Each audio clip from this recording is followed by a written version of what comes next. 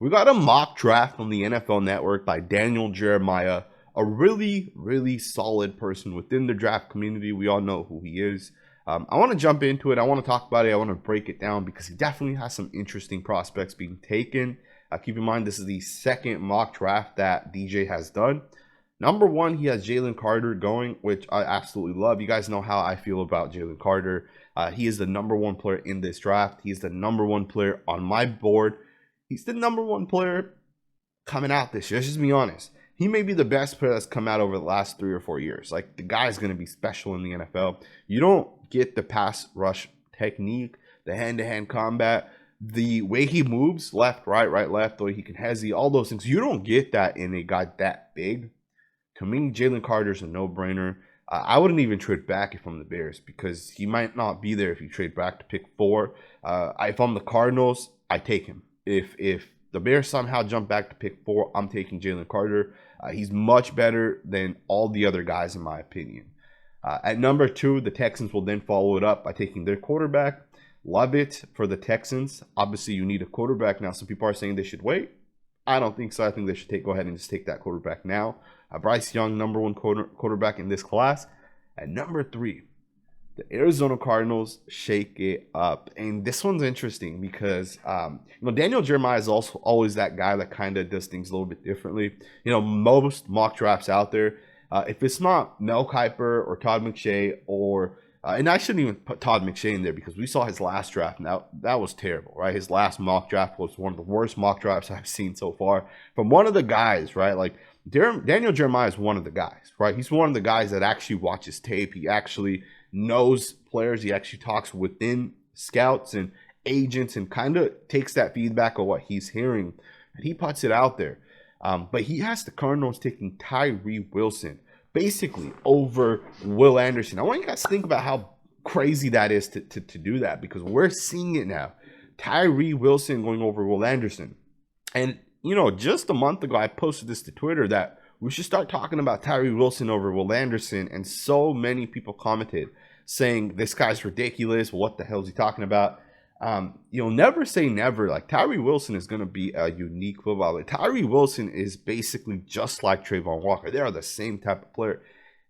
I get it. Will Anderson has a lot of upside, but so does Tyree Wilson. Kind of going to be interesting if the Cardinals do take him over Will Anderson. CJ Stroud goes 4 to the Colts. Some people are saying the Colts love Will Levis, but DJ has them taking CJ Stroud. Love the pick for the Colts. If there's something that's going to happen in the top 4 that I can guarantee, there are 2 things. The Texans, the Colts are taking quarterbacks. Guarantee it. CJ Stroud goes 4 to the Colts. Number 5, you got Will Anderson. Again, Tyree Wilson ends up getting taken. The Seattle Seahawks take Will Anderson. Love the pick for the Seahawks.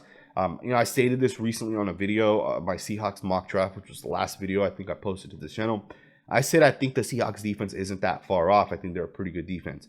People came in the comments, Seahawks fans, and said you're wrong. The defense is terrible. What I was saying by that is the players on the defensive side are not that far off. If you compare the guys you guys have, right, Jamal Adams, Diggs, potentially getting Will Anderson or Tyree Wilson, right, you got to consider that. Then you got Uchenna Nwosu. Got guys like Poona Ford, who is a free agent, but you'll probably bring him back. Al Woods. Linebackers are not there, right? You can obviously add a couple of pieces in terms of linebackers. Maybe you get a free agent in Levante David. The Seahawks defense is not that bad. But the biggest reason is because of those rookie corners. Tarek Woolen is one of the best young corners in the NFL. Kobe Bryant is a pretty solid 4th-round pick, if you ask me. Those guys right there, that's like 5 or 6 players with a lot of upside. Guys that are actually good at their position. The Seahawks, again, are not that far off. To me, I love the Will Anderson pick for the Seahawks. The Lions come back with Myles Murphy. I still don't see the hype. Just about 4 days ago, right? I think it was Friday or Thursday. I tried watching this tape again, saying, what did I miss on this guy? I watched 3 separate games, and all 3 times, I'm disappointed. I don't see it. I don't see how how Myles Murphy is a top 20 pick. I don't see it. There's like 6 other defensive ends I would take over him. I get the size part of it, right? If you want a guy that's big, all right, that can defend the run, may have some upside in pass rushing. I get it. You take that guy, but right now, Will McDonald's better than him. BJ Ojulari's better than him. Lucas Van Ness is better than him. Those are just three guys right off the top that I know that are better than him, that are going lower than him, right? Again, I don't see it, but the Lions take Myles Murphy. The Raiders take Will Levis.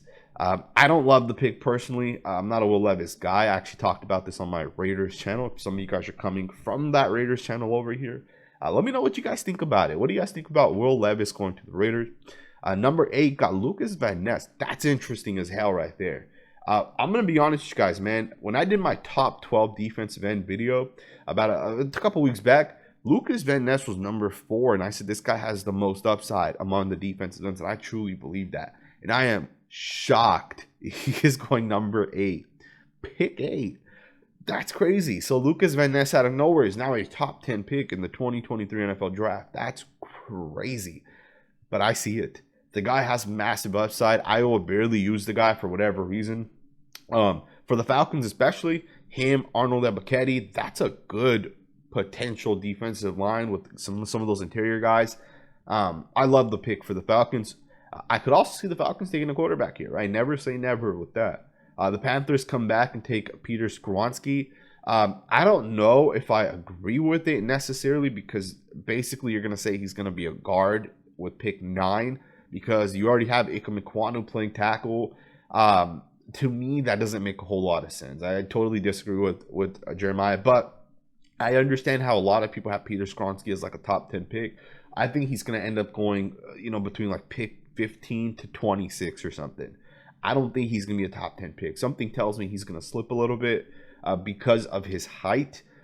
People love to compare him to Rashawn Slater. I think they're much different. I think Slater was much stronger.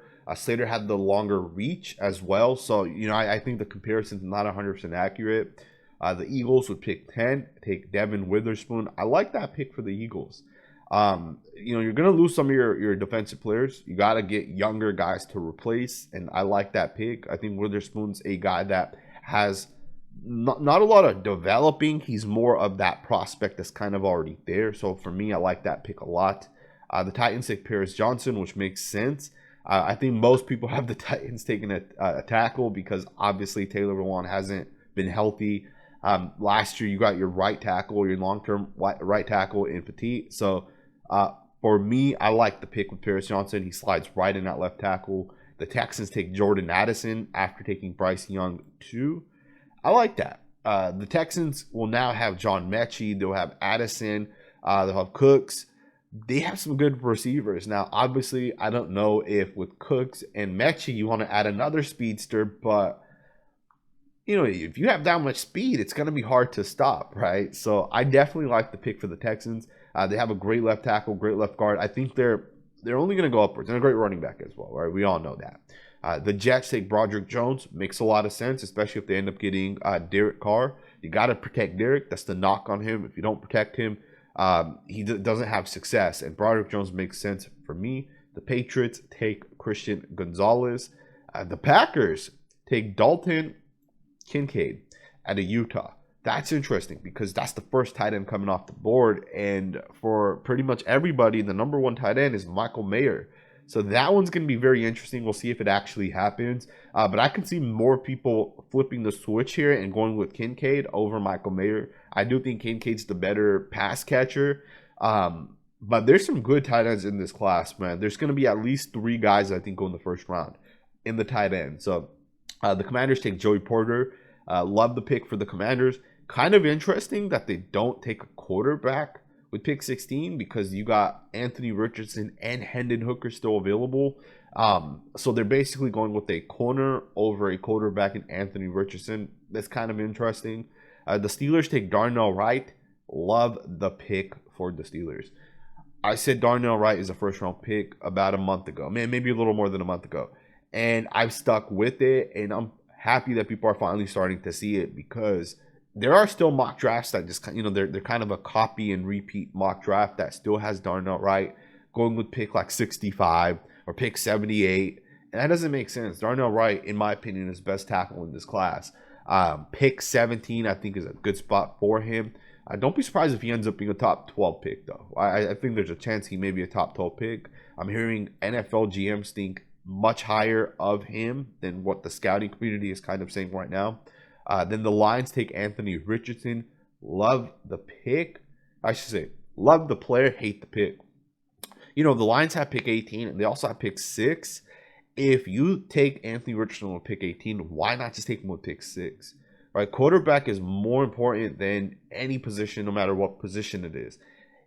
And for me, when I look at it in that aspect, why take a quarterback with pick 18? Now, I could see how right, you don't want him necessarily, but if he's there with pick 18, then you may just pull the trigger.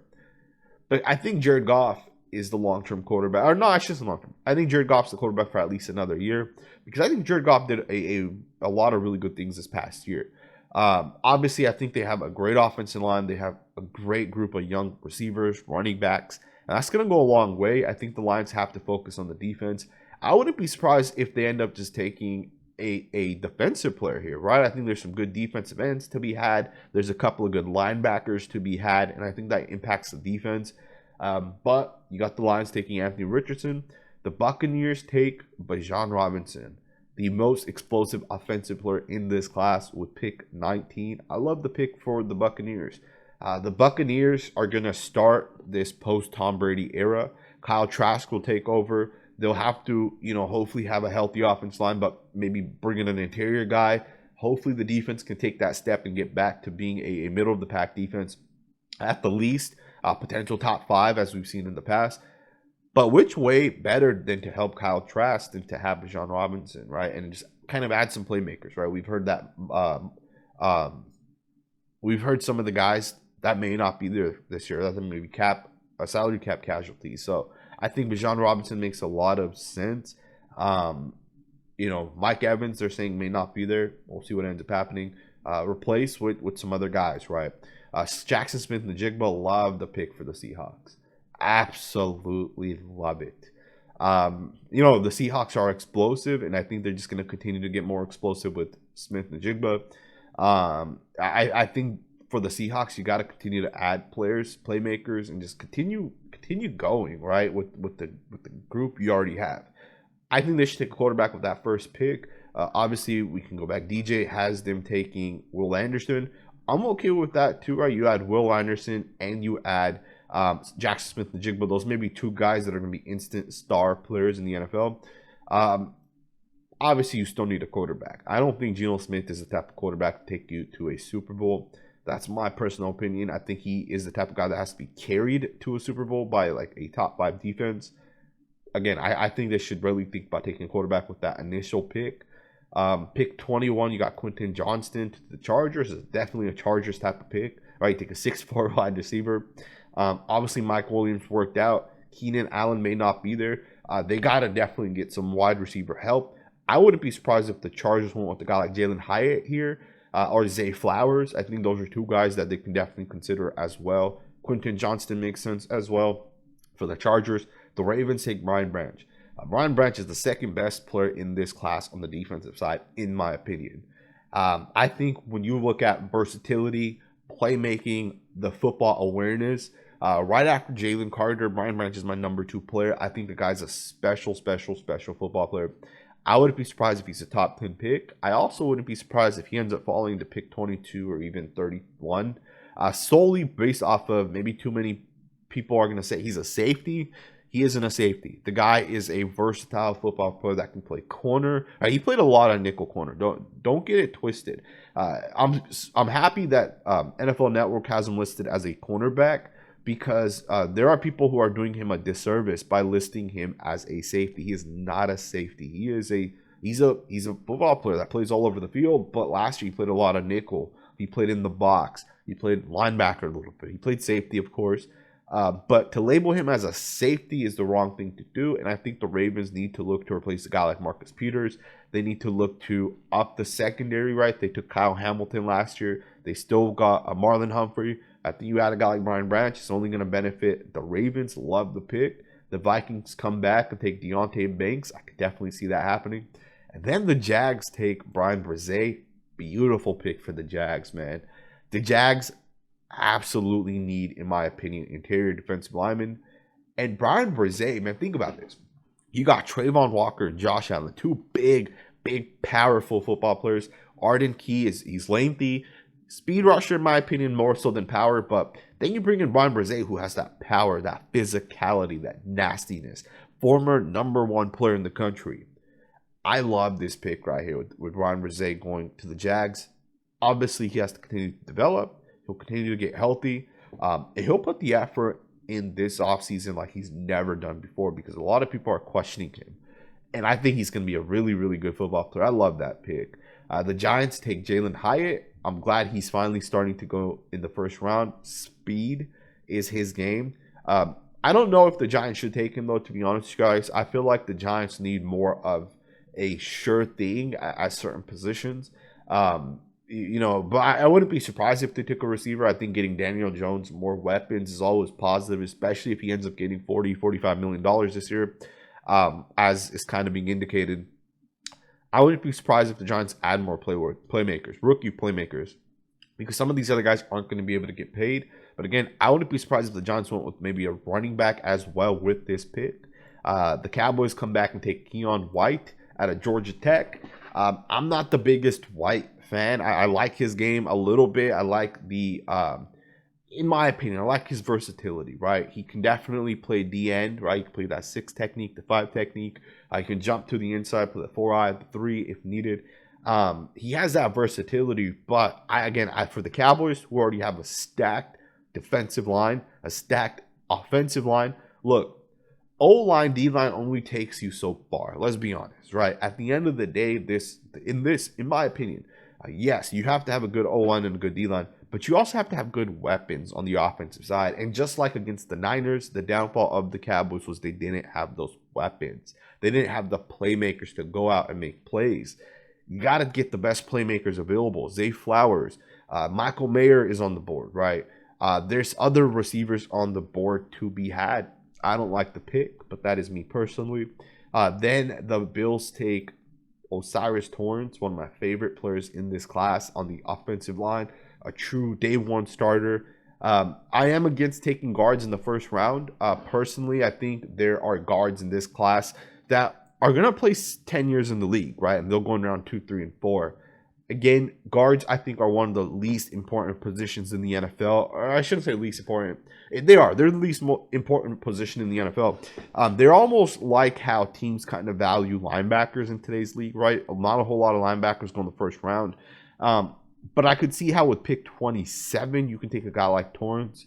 I still don't know if I 100% agree with it, but I could see it. Bengals take Michael Mayer. Love the pick for the Bengals with Hayden Hurst, obviously going to become a free agent.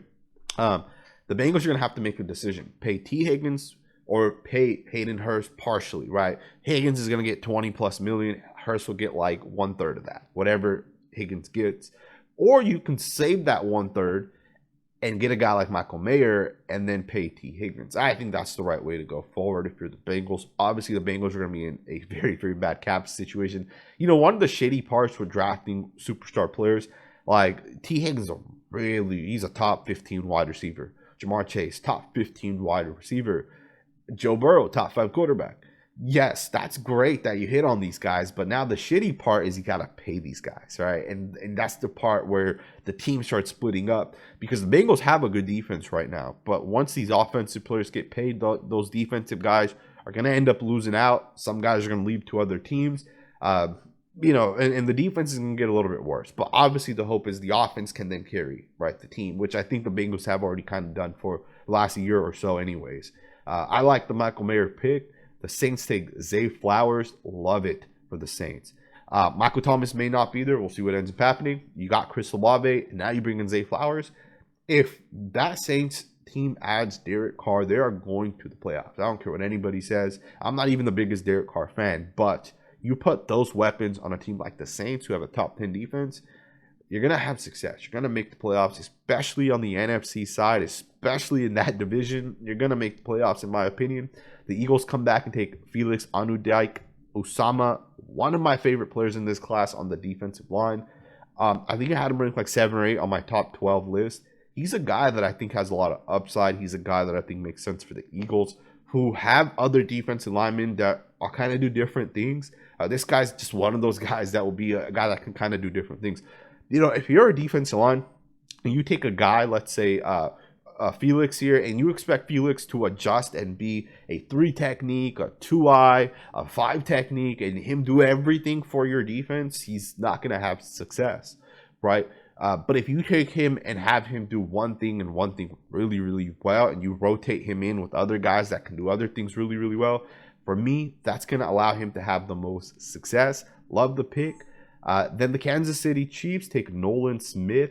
You know, Nolan Smith, in my opinion, is the most underrated pass rusher in this class. I think Nolan Smith is much closer to Von Miller than is Will Anderson. To me, Nolan Smith is much closer because he has good pass rush technique. He has good bend. He can hit the corner. He can get after the quarterback. And Will Anderson can too, but Will Anderson to me looks more like Khalil Mack. Right? He's a guy who doesn't have the pass rush technique yet. He's a guy who relies a lot on his body, right? His power, his his arm length, and those type of things, right? He's not a fine-tuned pass rusher. And I think Nolan Smith is much closer to Von Miller. Obviously, Nolan Smith doesn't have the pass rush technique that Von Miller had, but I love Nolan Smith at pick 31. He's a massive steal. Let me know what you guys think about this mock draft. Apologies, the camera always cuts out once I get into these longer videos.